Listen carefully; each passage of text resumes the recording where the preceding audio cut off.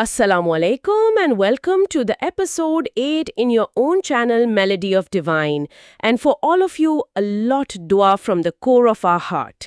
Description में दिया गया हमारा WhatsApp चैनल को भी ज़रूर सब्सक्राइब करें ताकि बहुत ऐसी बातें जो फ़ौरन कही जानी चाहिए वो आप तक पहुंच सकें। और आज हम जिस किताब को सुनाने और समझाने जा रहे हैं उसका नाम है सदा सुहागन मस्तानी बाय मोनस खान अजीमी। ये एक हक और बातिल का मार्का है जिसमें एक काला जादू करने वाला और हक का मुसायर का टकराव भी दिखाया गया है। वालेकुम अस्सलाम। और वाकई ये एक बहुत ही ज़बरदस्त और गहरा मुताला होने वाला है। बिल्कुल। शुरू करने से पहले ऑडियंस को इस बुक के इम्पोर्टेंट टॉपिक्स के नाम बताने हैं। आज हम जिन अहम पहलुओं पर गुफ्तगू करेंगे उनमें शामिल है सुखदेव पंडित और मस्तानी का हैरत अंगीज टकराव और जेकब तलब की सख्त रियाजत। हाँ, और इसके साथ साथ आयत करीमा के मुवक्किल से जो मुलाकात होती है और मस्तानी का विसाल। सही कहा। और असगर के कुत्तों से एक मासूम लड़की की जान बचाना, अपनों की तरफ वापसी और आखिर में काले जादू का तोड़। चले अब हम स्टार्ट करते हैं। ज़रूर। देखिए, इस तहकीक की शुरुआत में एक बहुत ज़बरदस्त कशमकश हमारे सामने आती है। एक ऐसी बातिल कुव्वत जो हक के रास्ते में रुकावट बनने की पूरी कोशिश करती है। अच्छा, वाकई ये मंजर बड़ा हैरानकुन है। मतलब पूरे 8 साल गुजर चुके हैं और 8 साल बाद पंडित सुखदेव दोबारा मस्तानी की कोठरी में जाहिर होता है। बिल्कुल 8 साल बाद। और उसकी हालत पे गौर करें। हाँ, मैं वही बताने लगी थी कि जो शख्स पहले इतना तवाना था अब उसका जिस्म बिल्कुल ढलक चुका है। यानी गोश्त की जगह सिर्फ नंगी हड्डियां बची हैं। बाल उसके आधे से ज्यादा सफेद हो चुके हैं। सही। लेकिन इस सब के बावजूद उसके अंदर का गुरूर खत्म नहीं हुआ। वो अपनी उसी अना में गिरफ्तार है। यही तो हैरत की बात है ना। इतनी जिस्मानी तबाही के बाद भी वो मस्तानी के पास आता है और उसे कहता है कि अपना दीन छोड़ दो। मतलब इतनी हिम्मत। असल में ये काले जादू और सिफली इल्म का एक बहुत बड़ा नुकसान है। जब आप बातिल कुव्वतों का इस्तेमाल करते हैं ना, तो वो तवानाई आपको अंदर से दीमक की तरह खा जाती है। अच्छा, यानी वो जिस्म को जलाती है। हाँ, बिल्कुल।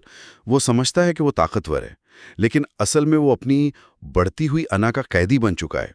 उसका अपना जिस्म इस मनफी आग में भस्म हो रहा है। सुभान अल्लाह, कैसा अजीब निजाम है।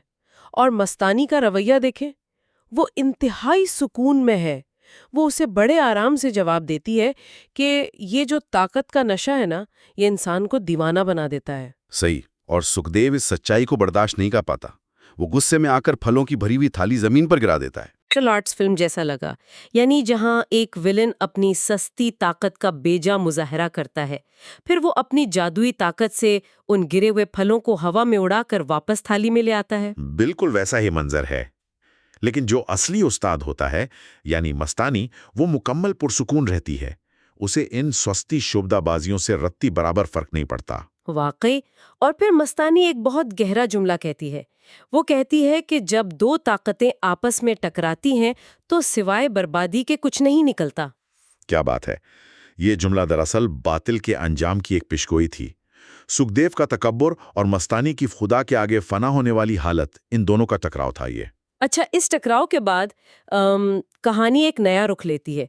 सुखदेव के वहां से निकलने के बाद मरकजी किरदार को रूहानी ताकत और तरबियत की बहुत जरूरत थी। हाँ, क्योंकि बातिल कुव्वतों से मुकाबला करने के लिए आम ताकत काफी नहीं होती। सही कहा।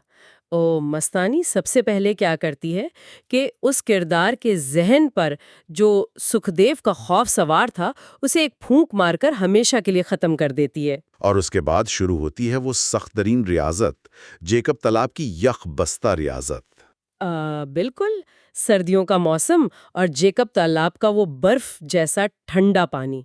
और मस्तानी उसे हुक्म देती है कि इस पानी में सीने तक खड़े होकर लगातार वजीफा पढ़ो। ये कोई आम आसान काम नहीं है। जिस्म की पूरी तवज्जो इस अजियत पर होती है। मैं इसी बारे में सोच रही थी, क्या रूहानी मनाजिल तय करने के लिए इस कदर जिस्मानी मशक्कत और दुनिया की तकलीफ बर्दाश्त करना वाकई हमेशा ज़रूरी होता है? देखिए, बात असल में ये है कि हमारा जिस्म आराम का आदी होता है। जब उसे अचानक इस कदर शदीद तकलीफ में डाला जाता है तो दिमाग चीखता है। हाँ, जाहिर है, पानी इतना ठंडा जो था। बिल्कुल। उस इंतहाई दर्द के वक्त اگر انسان اپنا دھیان جسم سے ہٹا کر مکمل طور پر خالق کی ذات پر لگا لے تو جسم کا روح پر جو غلبہ ہوتا ہے وہ ٹوٹ جاتا ہے۔ اسے ہم نفس کشی کہتے ہیں۔ اچھا، یعنی جسم کو ہرا کر روح کو بیدار کرنا۔ اور اس کا نتیجہ بھی تو کتنا حیران کن نکلا۔ وہ کردار پانی کی سطح پر چلنے کے قابل ہو گیا، یہاں تک کہ طوفانوں کو قابو کرنے لگا۔ لیکن اس سب کے باوجود وہ ماستانی کے مقامات کو دیکھ کر دنگ رہ جاتا تھا۔ ہاں، مستانی کے درجات تو سچ میں ماورا تھے۔ وہ ایک ہی وقت میں کئی جگہ موجود ہوتی تھیں، خبیث روحوں کو بلیوں میں قید رکھتی تھی۔ اور سب سے بڑی بات یہ کہ نیک روحیں اس کی امامت میں نماز ادا کرتی تھیں۔ لیکن ان طاقتوں کا مقصد کیا تھا؟ یہ خود غرضی کے لیے نہیں تھیں۔ بالکل نہیں۔ اس کا ہر عمل، ہر سانس احکام الہی کے تابع تھا، اور اپنے شاگرد کو بھی اس نے اس فنا کے مقام تک لے جانے کے لیے ایک کٹھن آزمائش میں ڈال دیا، جو کہ پہاڑوں اور ویران گھاروں کی آزمائش تھی۔ صحیح، جہاں وہ اسے 10 سال کے لیے آیت کریمہ کا چلہ کاٹنے بھیج دیتی ہے۔ پورے 10 سال ایک ویران غار میں۔ یہ تنہائی اور خالص ترین روحانی آزمائش کا وقت تھا۔ میں وہی آیت یہاں ضرور پڑھنا چاہوں گی۔ لا الہ الا انت سبحانک انی کنت من الظالمین۔ اس کا ترجمہ ہے، تیرے سوا کوئی معبود نہیں، تو ہی پاک ہے، بے شک میں ہی ظالموں میں سے تھا۔ ماشاءاللہ۔ اور اس عجزی اور لمبی ریاضت کا نتیجہ کیا نکلتا ہے؟ ایک دن اچانک آسمان سے روشنی کی ایک انتہائی موٹی دھار زمین پر اترتی ہے۔ ہاں، اور اس روشنی کے اندر سے سفید لباس میں ملبوس ایک نورانی وجود ظاہر ہوتا ہے۔ وہ اس آیت کا موکل تھا۔ مؤکل یعنی وہ نورانی مخلوق جو اس کلام کے نتیجے میں اللہ کے حکم سے وہاں حاضر ہوئی۔ لیکن اس شخص کی فرمائش سن کر مجھے بہت حیرت ہوئی۔ اس نے موکل سے کیا مانگا؟ اس نے کہا کہ مجھے عرش معلیٰ تک لے جائیں۔ یہ انسانی فطرت ہے۔ 10 سال کی محنت کے بعد وہ کائنات کی آخری منزل دیکھنا چاہتا تھا، لیکن موکل نے انکار کر دیا۔ ہاں، انکار کر دیا، اور کیا خوبصورت وجہ بتائی۔ بالکل، موکل نے واضح کیا کہ انوار الہی کی تجلی دیکھنا اور وہاں جانا یہ صرف اور صرف نبی آخر الزماں حضرت محمد مصطفیٰ صلی اللہ علیہ وسلم کا ہی خاصہ ہے۔ بے شک، سبحان اللہ۔ عام انسانوں کے لیے اللہ تک پہنچنے کا راستہ آسمانوں پر اڑنا نہیں ہے، بلکہ زمین پر رہ کر اللہ کی مخلوق کی خدمت کرنا اور نبی کریم صلی اللہ علیہ وسلم کے نقش قدم پر چلنا ہے۔ واقعی، یہ سن کر میرے رونگٹے کھڑے ہو گئے۔ 10 سال کی اکیلے غار میں کی گئی اتنی کٹھن ریاضت کے بعد بھی اصل سبق یہی ملا کہ طاقت کا سرچشمہ صرف اللہ کی ذات ہے، اور اصل کمال ہواؤں میں اڑنا نہیں بلکہ زمین پر انسانوں کے کام آنا ہے۔ یہ ایک بہت بڑا روحانی مقام ہے، اور اس سبق کا امتحان بھی فوراً شروع ہو جاتا ہے جب وہ کردار 10 سال بعد واپس لوٹتا ہے۔ ہاں، واپسی کا منظر بہت رلا دینے والا تھا۔ جب وہ واپس آتا ہے تو دیکھتا ہے کہ مستانی ایک سوکھا ہوا ڈھانچہ بن چکی ہے۔ اس کی زندگی کا آخری وقت آ چکا تھا۔ ہاں، بالکل۔ اور مستانی اسے اپنی آخری وصیت کرتی ہے۔ کہتی ہے کہ اسی کوچری میں رہ کر دکھی اور پریشان لوگوں کی خدمت کرنا، اور یہ کہہ کر مستانی اس دنیا سے پردہ فرما جاتی ہے۔ ایک مرشد کے جانے کا دکھ انتہا سے زیادہ ہوتا ہے۔ وہ برداشت نہیں کر پاتا اور اپنی روح کو جسم سے نکال کر آسمان کی طرف بھاگتا ہے۔ ہاں، وہ سوچتا ہے کہ مستانی کو آسمان پر پانی پلائے گا، لیکن راستے میں ہی سبز لباس والے دربان اسے روک لیتے ہیں۔ صحیح، کیونکہ موت سے پہلے موت کی جو حد مقرر ہے اسے پار کر کے آگے نہیں جایا جا سکتا۔ یہ کائنات کا سخت اصول ہے۔ انسان کی رسائی کی ایک آخری حد ہے۔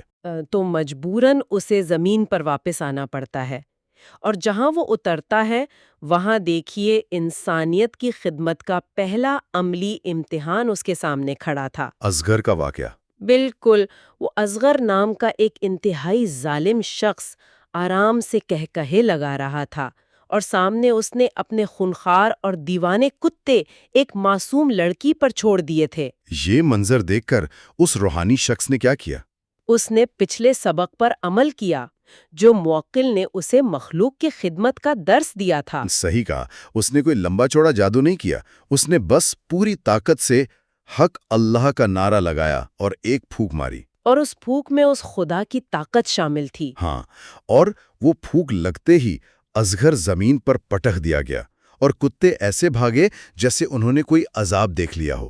لڑکی کی جان بچ گئی۔ یہ دکھاتا ہے کہ حق کے سامنے باطل کتنا کمزور ہے، اور اب اس خدمت کا دائرہ مزید وسیع ہونے والا تھا، یعنی اجنبیوں سے بڑھ کر اب بات اس کے اپنے خاندان تک پہنچنے والی تھی۔ صحیح، مستانی کے وصال کے کچھ عرصے بعد کا واقعہ ہے یہ۔ ہاں، ایک دن خیر النساء اس کی کوٹری پر آتی ہے، اور یہ وہی خیر النساء ہے جسے وہ پہلے سے جانتا تھا، لیکن مجھے اس بات نے زیادہ حیران کیا کہ خیر النساء کو اس ویران کوٹری کا پتہ کس نے بتایا؟ خود مستانی نے۔ یا اللہ، جبکہ مستانی تو ظاہری طور پر انتقال کر چکی تھی۔ یہ ایک بڑا پر اسرار روحانی پہلو ہے۔ کیا مستانی واقعی مر چکی تھی، یا کسی اور اندیکھے جہاں سے ابھی بھی اپنے شاگرد کی اور لوگوں کی رہنمائی کر رہی تھی؟ صحیح، یہ روحانیت کے عظیم راز ہیں۔ خیر النساء بہت پریشان تھی کیونکہ اس کی بیٹی مہر النساء پر کسی نے سخت کالا جادو کیا تھا اور سسرال والے اسے طلاق دینے والے تھے۔ تو وہ شخص مدد کے لیے شہر کی طرف نکلتا ہے، لیکن جب وہ اس گھر پہنچتا ہے تو ایک عظیم روحانی تضاد اس کے سامنے آتا ہے۔ ہاں، وہ گھر کسی اور کا نہیں، اس کے اپنے سگے خالو کا تھا، اور مہر النساء کا شوہر شاہد اسی کا اپنا سگا بھائی تھا۔ یہ دیکھیں کہ اس نے اللہ کو پانے کے لیے دنیا اور اپنے گھر والوں کو چھوڑا، برف میں تنہائی کاٹی، مگر اللہ نے گھوم پھر کر اس کی ڈیوٹی واپس اس کے گھر والوں کی خدمت پر لگا دی۔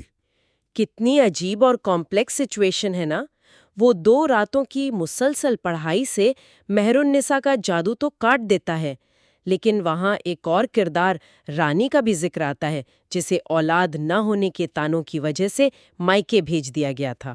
ہاں، یہ عام گھریلو مسائل ہیں، لیکن اصل موضوع تب آتا ہے جب مہر النساء کی ماں اسے انعام دینے کی بات کرتی ہے۔ بالکل، اور ساتھ بیٹھی خالہ اپنی عادت کے مطابق طنز کرتی ہیں، اور اسی معمولی سے طنز پر وہ شخص جو اتنا بڑا روحانی والی بن چکا تھا اپنے جذبات پر قابو نہیں رکھ پاتا۔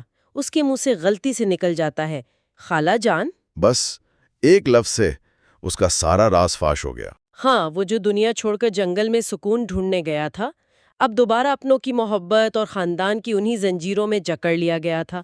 خالو اور خالہ روتے ہیں اور پوتے کی خواہش کا اظہار کرتے ہیں۔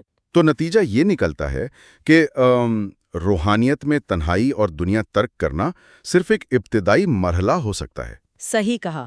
اس پورے گہرے مطالعے نے ہمارے لیے ایک آخری اور بہت غور طلب بات چھوڑی ہے۔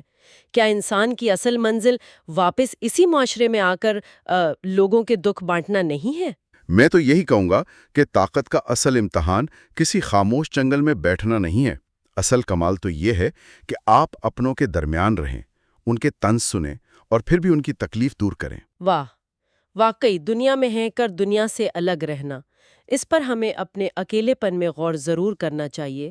ڈسکرپشن میں دیا گیا ہمارا واٹس ایپ چینل کو بھی ضرور سبسکرائب کریں تاکہ بہت ایسی باتیں جو فوراً کہیں جانی چاہیے وہ آپ تک پہنچ سکیں۔ اینڈ آپ کا بہت شکریہ کہ آپ نے ساری پوڈ کاسٹ سنی اور دیکھی۔ امید ہے کہ اس سے آپ کے اندر ایک جذبہ اور جستجو پیدا ہوئی ہوگی کچھ سیکھنے کی۔ اگر آپ نے چینل میلوڈی آف ڈیوائن کو سبسکرائب نہیں کیا تو پلیز کر لیں، لائک کر دیں ویڈیو کو اور forward it to the ones whom you think they are interested to listen such kind of spiritual content جو کہ آپ کو سکھاتا اور آپ کی نرشمنٹ کرتا ہے۔ اور اگر آپ نے ریڈنگ سیشن لوہے قلم کی پوڈ کاسٹ نہیں دیکھی اور سنی تو لازمی پلے لسٹ میں جا کے سنیے۔ بہت دعا کے ساتھ اللہ حافظ ٹو آل۔